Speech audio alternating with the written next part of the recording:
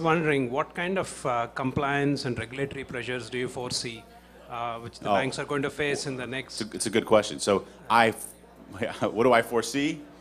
Chaos. Yeah, potential, but we're already there, right? I see chaos. I don't foresee, but I think what we need to see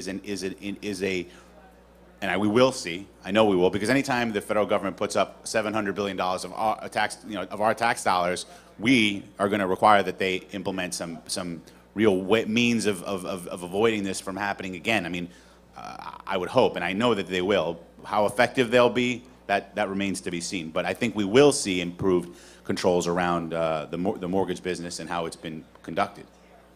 I know we will. Thanks. This is a side question, but it deals with the circumstances today. Have you heard of any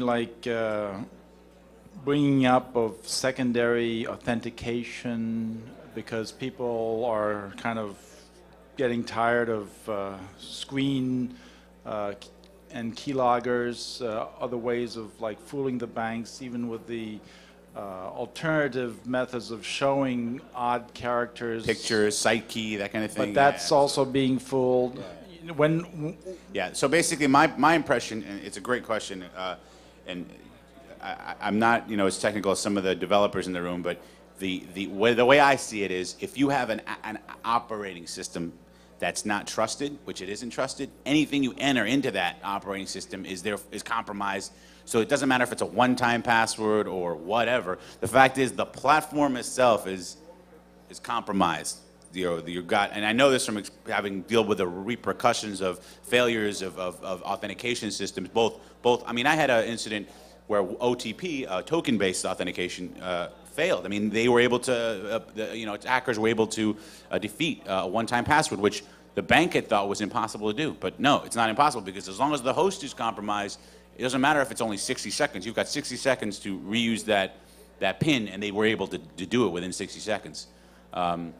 So I think there is no anything you enter in a computer, you can consider it, that's a failed control. It's got to be a secondary system, something outside of the machine itself, cell phone based, out of band message, one-time passwords, probably a better approach. But then again, with the prevalence of new threats at the mobile computing level, then you got a whole new world of problems that you may need to deal with. So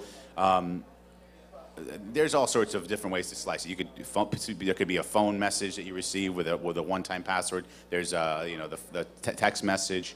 There was some developers developing a distro that was basically a bootable operating system that you would use to do your online banking. I don't think mom and pop is going to. My mom's not going to. She can barely do online banking. She's not going to boot a Linux distro and start. Imagine this. Imagine the calls you'd get from your mom. What you did? What? Actually, my question was actually exactly to your comment here that we're all laughing about.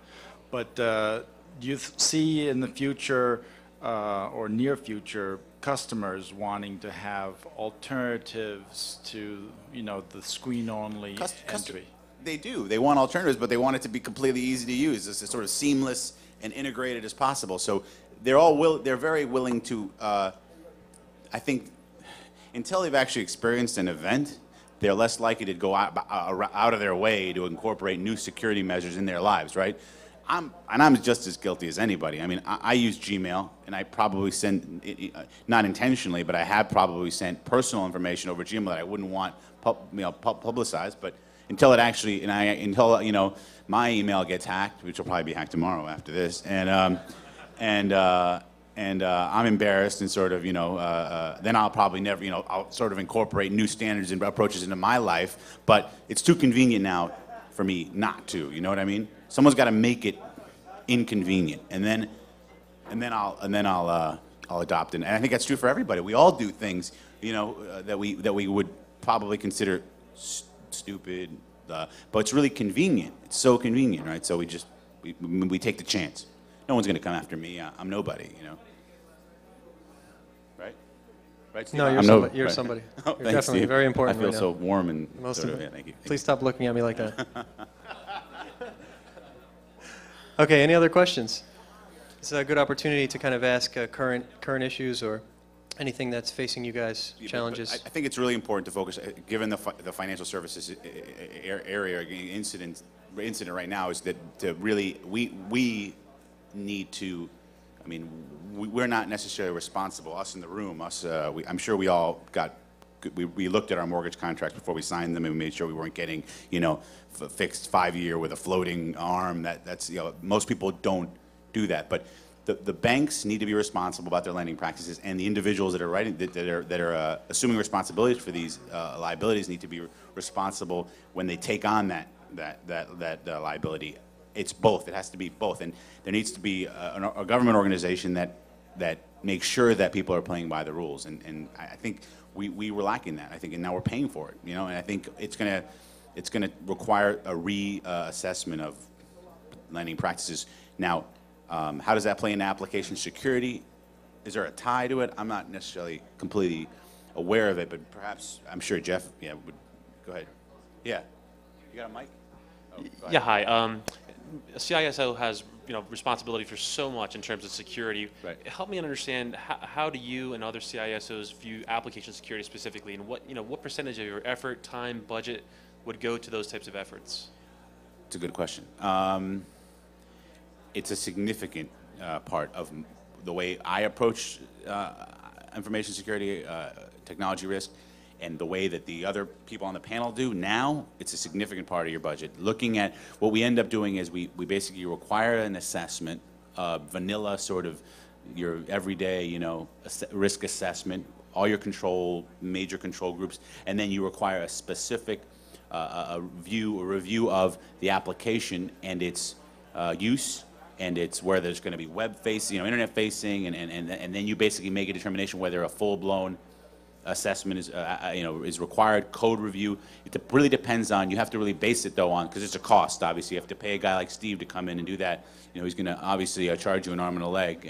No, very cheap, on sale. So you got to make sure that you're only assessing those applications that really have that risk associated with them. You're not going to assess, you know, the web server that hosts the menu for the cafeteria for that day. You're going to assess the ones that really, you know, transaction processing, internet facing. Those are the ones that you would really, and then perform the assessment. If it's a legacy app, you're going to find tons of issues, most likely, because no one's ever looked at it before.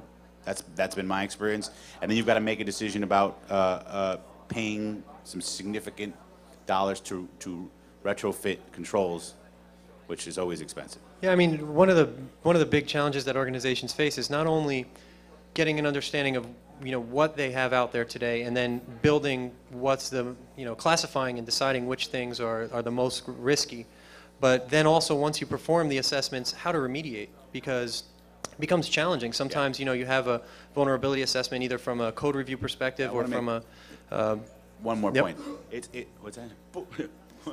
Yeah, go ahead. The big thing, though, is, and this is what I found in all my experience, is that it's what hinders security and CISOs the most is the fundamental IT management issues that plague organizations at the basis, at the most fundamental levels.